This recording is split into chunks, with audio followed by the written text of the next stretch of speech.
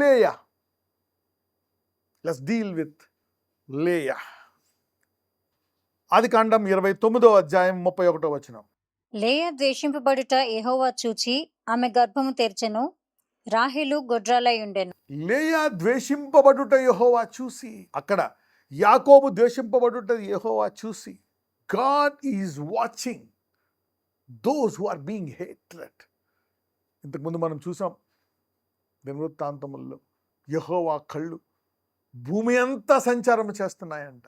ఎవరి హృదయము నా తట్టుందో, ఎవరి హృదయము నా పట్ల రోషముగా ఉందో, వారి పట్ల నా శక్తి సామర్థ్యాలు చూపిస్తాను అని ఆయన కళ్ళు భూమంతా సంచారం చేస్తున్నాయంట.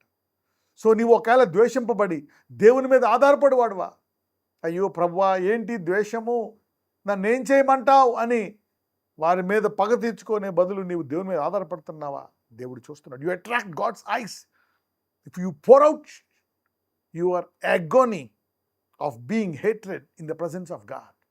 దేవుని చేత ప్రభువా నేను ద్వేషం పడుతున్నానయ్యా అని నీవు ఆ హృదయాన్ని ఆయన ముందు పెడితే ఆయన మాట్లాడడానికి సిద్ధంగా ఉన్నాడు. ఆయన చూస్తున్నాడు నువ్వేం చేస్తావు. వాళ్ళు ద్వేషిస్తున్నారు. Are you going to fight back? Are you going to see? Are you going to listen to me? Leah ద్వేషింపబడుట యెహోవా చూచి ఆమె గర్భము తెరిచెను, రాహేలు గొడ్రాలై ఉండెను. See that now. సొంత సహోదరి మరి అయ్యుండి ఆమె ద్వేషింపబడుట చూచి దేవుడు ఆమె గర్భం తెరిచాడంట. So we see God releasing favour on those who are being hated. ఎవరైతే ద్వేషింపబడుతున్నారో వారి మీద దేవుడు అధిక కృప చూపించడం, వారిని ప్రత్యేకంగా ఆశీర్వదించడం మనం చూస్తున్నాం. అది ఒక దేశం అవ్వచ్చు, ఒక మనిషి అవ్వచ్చు, ఒక సమాజం అవ్వచ్చు, ఒక వ్యక్తి అవ్వచ్చు. లెట్స్ రీడ్ 29:33 చూద్దాం. ఆమె మరలా గర్భవతి అయి కుమారుని కని, నేను ద్వేషింపబడితినన్న సంగతి యెహోవా విన్నాడు గనుక ఇతని కూడా నాకు దయచేసును అనుకొని అతనికి షిమ్యోను అను పేరు పెట్టెను. సో పోనీ ఆ ద్వేషం తగ్గిందా? ఇంకా ద్వేషిస్తానే ఉన్నారు ఆమె మీద. So they are continuing the hatred. అరే ఎంతకాలము ఈ ద్వేషం అనుకోవట్లే ఆమె, కానీ ఆ ద్వేషాన్ని ఆమె భరిస్తూ తనేమీ పగ తీర్చుకోవట్లేదు. భర్త మీద పగ తీర్చుకోవట్లేదు, సహోదరు మీద పగ తీర్చుకోవట్లేదు, ఇంట్లో వాళ్ళ మీద పగ తీర్చుకోవట్లేదు, చిరాకు పట్టలేదు. ఆ ద్వేషాన్ని పెట్టుకొని దేవుని ముందు ఆ ద్వేషాన్ని పెట్టి, ప్రభువా నేనేం చేయను, నేను ఎందుకు ద్వేషింపబడుతున్నా, నేనేం చేశాను, నువ్వే కనికరం చూపించానుకే మళ్ళా రెండోసారి ఫేవర్, డబుల్ ఫేవర్. ఒకవేళ కంటిన్యూగా ద్వేషింపబడుతున్నావా, you will have continuous favour. అధిక కృప మనం చూస్తున్నాం. మొదటి కృప కాకుండా అధిక కృప ఈ సహోదరి జీవితంలో మనం చూస్తున్నాం. I think this message will change the perspective if someone hates. ఒక రకంగా ఈరోజు ఎవరైతే ద్వేషం పడుతున్నారో మీ అందరి యొక్క మరి మానసిక పరిస్థితి మారిపోతుందేమో. మీలో ఉండే ఆ కృంగుపాటు, ఆ బాధ, వేదన మరి సంతోషముగా మారే అవకాశం ఉంది. మేబీ అధిక సంతోషంతో ఇంటికి వెళ్తారేమో. మేబీ మీరు మెసేజ్ తర్వాత వెళ్ళి ఆ ద్వేషించే వాళ్ళు ఇంకా ద్వేషించి అని అంటారేమో, థ్యాంక్స్ చెప్తారేమో వాళ్ళకి. The word this is real. దేవుడు చూస్తున్నాడు ఇక్కడ. ఇది రెండో కేసు ఎలా డీల్ చేస్తున్నాడో చూస్తున్నాం. She got a double favour. యెహోవా వింటున్నాడు, చూస్తున్నాడు. Continuous hatred will bring continuous favour. ఒకవేళ నేను పర్మనెంట్గా ద్వేషిస్తున్నారా, కంగారు పడక, don't die, don't make decision, అక్కడి నుంచి వెళ్ళిపోక, హోల్డ్ ఆన్. నీకు వాళ్ళ ద్వేషం ఇస్తే నీ హృదయములో ఆనందము ఆ ద్వేషాన్ని అధిగమిస్తుంది. Maybe your joy is going to rise about that hatred that they are hating you. నీలో ఉండే ఆనందం, దేవుడిచ్చే నీకు ఆ సంతోషం ఆ ద్వేషాన్ని మింగివేస్తుంది. Somebody's heart of agony is being shifted to heart of joy. ఒకవేళ ద్వేషంతో నీ హృదయం కృంగిపోయి ఉందా, దేవుడు దాన్ని ఈ రోజు నుంచి ఆయన మీద ఆధారపడుతున్నావు కాబట్టి వారి మీద పగ తీర్చుకోను.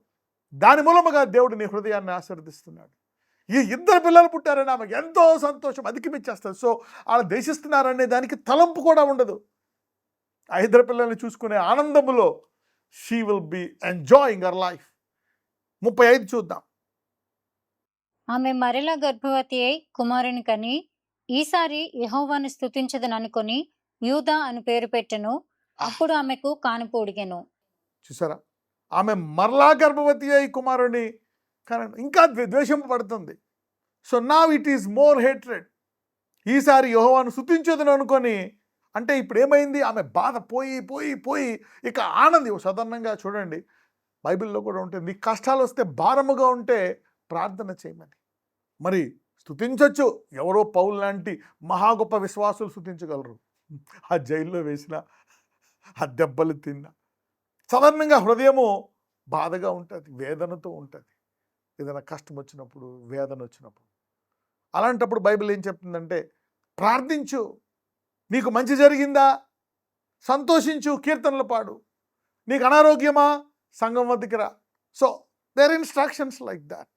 ఇక్కడ ఆమె బాధ, ఆ ద్వేషం వల్ల, ఆ కంటిన్యూగా వచ్చే ఆ ద్వేషం వల్ల ఆమె బాధపోయిక ఆమె నోట్లోంచి ఏమొస్తుంది తెలుసా, ప్రభువా నేను ఇక స్తుతిస్తాను నిన్ను చాలు. My sorrow is being turn into Joy to a level of worship. ఇక నిన్ను స్తుతిస్తాను, ఫర్గెట్ సారో. అరే నా భర్త ద్వేషిస్తున్నాడా, నా సహోదరు ద్వేషిస్తుందా అనేటువంటిది నువ్వు తీసేసి ఏకంగా సంతోషమే ఇచ్చేసావు. కాబట్టి నేను ఎంత సంతోషం అంటే నేను స్తుతించేటంత సంతోషం. I'll start worshipping you my lord. How can hatred B dealt with? ఎంతమందికి ఇప్పుడు నేను ద్వేషాన్ని ఎలా డీల్ చేయాలి అర్థమవుతుంది?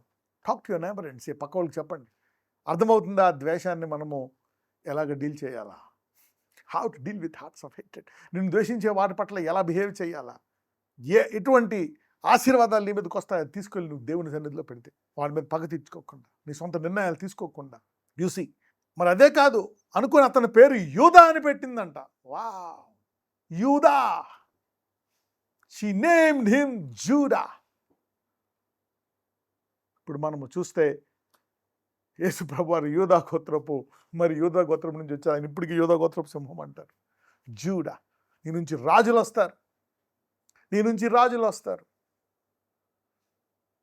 Look what a women being hated gave birth to if she dwelt it with faith. విశ్వాసముతో గనక మనము ఓర్పుతో ఆ ద్వేషించే హృదయాలను డీల్ చేస్తే, దేవుని చిత్త ప్రకారం బిహేవ్ చేస్తే ఏం జరుగుతుందో మనం చూసాం. ఇక యూదా ఏమొచ్చేశాడు, పిల్లల కండమే కాదు, జూదా. అదే యూదా నుంచి జీసస్ క్రైస్ట్ ఆఫ్ నాజరేత్. మనము ఆ వంశావళి చూసుకున్నట్లయితే యూదా నుంచి దావీదు, మరి దావీదు నుంచి ఇంకా యేసయ్య, ఆ వంశావళంతా కూడా బైబిల్లో ఉంది. He became the forefather of Jesus Christ. Hearts of hatred, people who are being hated are being blessed by God with everlasting joy, with everlasting blessing. ద్వేషింపబడి వారి యొక్క హృదయాలు దేవుని సన్నిధిలో పెట్టి, ప్రభువా అయినా నీ చిత్తమే, నేను నిన్ను ప్రేమిస్తా, అయినా నీ చిత్తమే అని నేను నీ ప్రణాళిక చొప్పున చేస్తా, నేను వినయముగా ఉంటాననుకున్న వారిని దేవుడు ఎలా శాశ్వతముగా దీవిస్తాడో, ఎలా శాశ్వత ఆశీర్వాదాలతో ముంచెత్తాడో, ఎలాగ శాశ్వతమైనటువంటి సంతోషాన్ని వాళ్ళ హృదయంలో పెడతాడో, తరాల పాటు ఆయన ఆశీర్వాదం ఉంటుందో మనం చూసాం. Wow, I think this is changing the perspective of our mindset of how to deal with people who are hating us. So ఇక్కడ ద్వేషింపబడేవాడు ఎంత అదృష్టవంతుడో మనం చూస్తున్నాం. ద్వేషించేవాడు కాదు, ద్వేషింపబడేవాడు ఎంత ఆశీర్వదింపబడిన వాడో చూస్తున్నాం మనం. యాకోబు జీవితం చూసాం, లేయా జీవితం చూస్తున్నాం, Judah. So what a blessing. పోనీ రాహేల్ అనొచ్చు కదా, యాకోబు వద్దు, ఆమెను ద్వేషించొద్దు, వద్దు, ఆమె కూడా నీ భార్యే కదా, ప్రేమించు ఆమెను. She never did that. అయితే ఇక దేవుడు తను చెప్పినటువంటి ప్రాంతానికి మరి యాకోబు వెళ్ళిపోతున్నప్పుడు రాహేలు వెళ్ళలేదు అక్కడికి. రాహేలు వెళ్ళలేకపోయింది, లేయాయే వెళ్ళింది. ఆ తర్వాత జీవితం అంతా ఇక ఆయనకి భార్యగా లేయాయే ఉంది. ఇక భర్త ప్రేమను శాశ్వతంగా పొందుకునే కృప దొరికింది ఆమెకి. 35:19, ఆదికాండం 35:19. అట్లు రాహేలు మృతి పొంది బెత్లెహేమను ఎఫ్రాతా మార్గమున పాతిపెట్టబడెను. వెళ్ళలేదు, దేవుడు ఫైనల్గా తీసుకెళ్లే స్థలానికి ఆమె వెళ్ళలే. She died there. She could not go. Haters cannot reach their goals and destinations. ద్వేషించేవారు వారి గురి వద్దకు వెళ్ళలేరు. ఈసావు వెళ్ళలేకపోయాడు, పశ్చాత్తాపడలేకపోయాడు. యాకోబుకైతే దేవుడు, ఇదిగో నీవు నీ ప్రాంతానికి వెళ్ళే వరకు నేను నీకు తోడుగా ఉంటా, నిశ్చయముగా వెళ్తానంటున్నాడు. ఇక్కడ లేయా పేరును జ్ఞాపకం ఉంచుకునేటట్టు చేసి యూదాను తీసుకొచ్చి మరి ఆమె గోత్రం నుంచి వచ్చాడు యేసుప్రభువారు. So Leah is connected to Jesus Christ. The blessings is connected to the source of blessing. Haters cannot go into their destination, into divine vision. దేవుని యొక్క ప్రణాళికలోనికి మరి ద్వేషించేవారు వెళ్ళలేరని మనం చూస్తున్నాం. How dangerous is when you hate somebody. ఒకవేళ ఇప్పుడు ఈరోజు మనం ఎవరైనా ద్వేషిస్తున్నామా, లెట్స్ రిపెంట్. నజరేయుడైన యేసయ్య, ఇదిగో ప్రభువా, నీ వాక్యంలో సెలవిచ్చున్నావు, మమ్మల్ని ఎవరన్నా ద్వేషిస్తున్నట్లయితే ఎలాగ నీ చిత్తాన్ని మేము మా సొంత ఆలోచనలోకి వెళ్లకుండా, మా సొంత తలంపులతో చొప్పున ప్రవర్తించకుండా, మళ్ళా తిరిగి మేము కూడా పగతో ఉండకుండా నీ చిత్తానుసారముగా చేస్తే ఎలా జరుగుతుందో నీవు అనేక సందర్భాల్లో మాకు బోధించావు నాయన. ఎలాగా నువ్వు ద్వేషించు వారిని, ద్వేషం పడుతూ వారిని చూసి ద్వేషం పడుతూ వారిని ఎలాగ ఆశీర్వదించి వారి గుడి వద్దకు తీసుకువెళ్ళావో, ఎంత గొప్ప ఆశీర్వాదాలు తీసుకెళ్ళి వారి పట్ల నువ్వు దగ్గర ఉన్నావో నువ్వు చూసావు నాయన. నీ ఆత్మ ద్వారా మేము కూడా విశ్వాసముతో ప్రేమించేటువంటి కృప మాకు దయచేయమని నజరేయుడనే నామమున ప్రార్థిస్తున్నాము తండ్రి. ఆమెన్.